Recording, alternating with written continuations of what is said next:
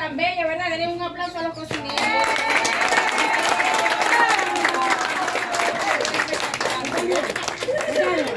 A ver, estamos en el aniversario de la CENAE. Estamos de aniversario y queremos compartir con todos ustedes nuestra pequeña receta histórica, donde todos los compañeros vamos a participar y les vamos a dar a conocer parte de nuestra receta histórica. Le doy el paso a mi compañera Fanny, donde le voy a hablar algo sobre nuestra receta histórica. ¡Ey! Presten atención. ¡Un aplauso!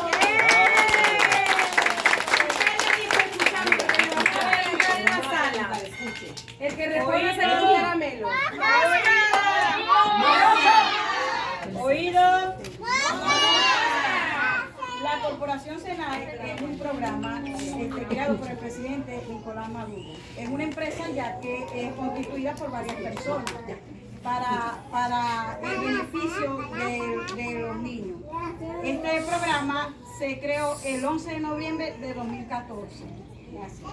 ¡Aplausos!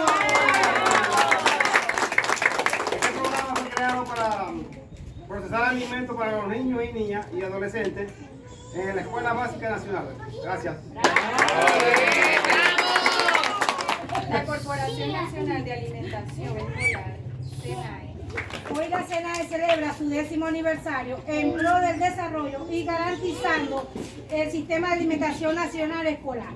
Con esto finalizamos nuestra breve reseña histórica. Muchísimas gracias por su atención.